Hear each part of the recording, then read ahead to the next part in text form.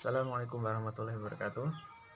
Saya Muhammad Abi Saputra, perwakilan dari kelompok 5 pada mata kuliah Manajemen Produksi dan Operasi yang diampu oleh Bapak Yo Setiawan. Jadi saya akan mempresentasikan mengenai bab 5 ini mengenai planning produk. Nah, langsung saja kita pembahasan. Yang pertama adalah mengenai perencanaan produk. Nah, jadi perencanaan produk itu merupakan sebuah langkah di mana untuk membuat sebuah produk kita harus mempunyai sebuah planning atau perancangan. Jadi untuk merancang sebuah produk itu ada beberapa langkah ya. Yang pertama yaitu kita harus menentukan desain, kemudian manufacturing atau menentukan langkah-langkah atau proses di dalam produksi, kemudian perencanaan bahannya dan juga biayanya. Nah, saya bahas satu persatu, yaitu desain. Kita harus membuat rekayasa awal di dalam membuat produk tersebut. Jadi kita harus mengetahui kira-kira apa yang akan kita buat. Misalkan ini masker lah, jadi saya untuk membuat masker ini kira-kira apa yang kita butuhkan, yaitu mengenai desainnya. Ternyata desainnya seperti ini, dimensinya seperti ini, ukurannya seperti ini. Kemudian manufacturing, yaitu apa yang kita lakukan untuk membuat ini. Nah, seperti kita ketahui ya, yaitu pertama kita harus memotong, kemudian kita menjahitnya.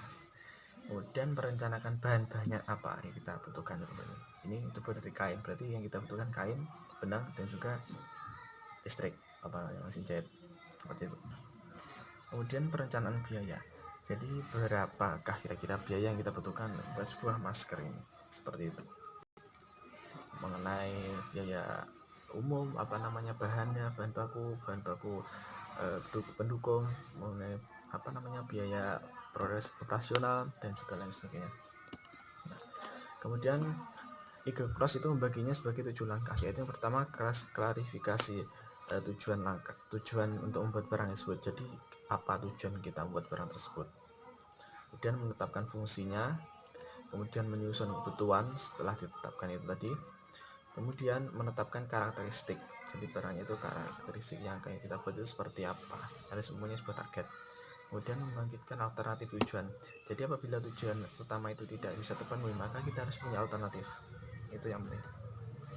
Kemudian evaluasi dan juga perbaikan, jadi kita evaluasi dan kita perbaiki apa saja yang kira-kira yang kurang dan juga bisa dikembangkan, itu saja.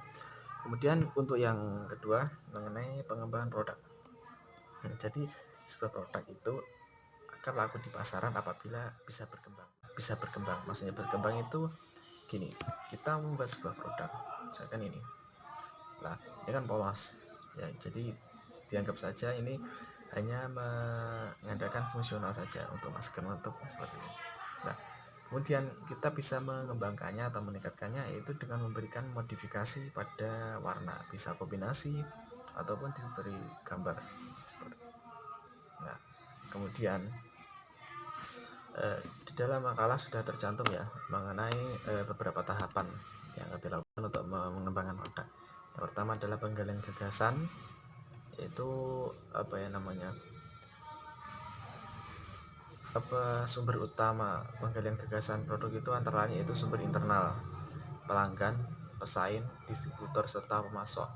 Jadi penggalian gagasan, mungkin ada sebuah kebutuhan pada saat ini musim corona itu banyak sekali permintaan, jadi kita dituntut buat masker untuk memenuhi kebutuhan seperti itu. Dan penyaringan gagasan, kita saring, kemudian kita ternyata saya membuat untuk kebutuhan ini, bukan seperti itu. Kemudian yang C adalah kita mengembangkan dan menguji konsep. Tapi yang benar gak sih kita buat ini nanti akan laku di pasaran. Setelah itu baru kita mengembangkan strategi pemasaran kita. Analisis bisnis, kemudian kita mengembangkan produk kita, kemudian komersialisasi, yaitu kita memperkenalkan produk baru itu ke pasaran. Untuk masker corona misalkan, ini ada masker anti corona, jadi tidak bisa terkena corona saat kita memakai masker ini, seperti itu. Lalu kemudian apa saja langkah yang kita hindari untuk menghindari kegagalan? Apa saja langkah yang kita lakukan untuk menghindari kegagalan?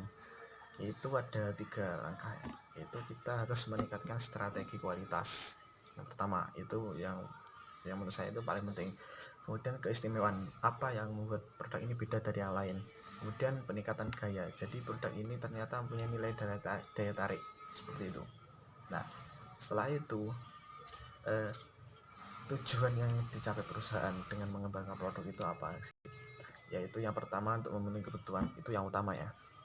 Kemudian untuk memperkuat reputasi perusahaan sebagai investor ya, seperti itu. Investor akan tertarik pada perusahaan yang produknya itu banyak dibeli atau istilahnya itu jalan. Dan untuk mempertahankan daya saing terhadap produk yang sudah ada. Kemudian yang C mengenai urgensi. Jadi urgensi desain produk pada perusahaan ini ialah punya beberapa konsep dasar ya. Yang pertama adalah penelitian dan pengembangan.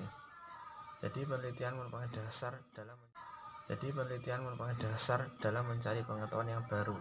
Jadi kita meneliti sebuah kondisi untuk menciptakan sebuah produk itu ya. Kemudian kita lakukan rekayasa terbalik. Maksudnya seperti ini, saya punya sebuah masker yang sudah jadi. Untuk mengetahui produknya itu seperti apa, maka kita akan mengupasnya satu persatu. Seperti ternyata talinya itu seperti ini, kemudian cara buatnya seperti ini, nanti akan diketahui dari barang jadi, kemudian kita ubah menjadi barang yang mentah begitu. Kemudian menggunakan sistem perangkat lunak. Sekarang zaman sudah canggih, kita bisa pakai komputer dan lain sebagainya. Kemudian melakukan pendekatan secara sistematis seperti itu. Jenis desain produk yaitu membuat produk yang benar-benar baru, jadi belum ada sebelumnya. Kemudian memodifikasi produk yang sudah ada itu. Kemudian apa sih tujuan dari desain produk itu? Ya seperti kita ketahui banyak sekali ya, salah satunya adalah menghasilkan suatu produk yang berkualitas dan menilai jual yang tinggi, itu yang utama. Nanti untuk pengembangannya bisa kita lakukan secara bertahap saat kita memproduksi produk tersebut. Dan fungsinya juga sebagai identitas produk tersebut dan menjadi pelindung produk dan juga menambah nilai jual produk seperti itu. Jadi itu adalah sedikit presentasi mengenai bab awal, bab A, B, dan C, dan akan dilanjutkan kepada presentasi teman saya yang akan dilanjutkan dari video ini. Oke, terima kasih. Saya Muhammad Saputra.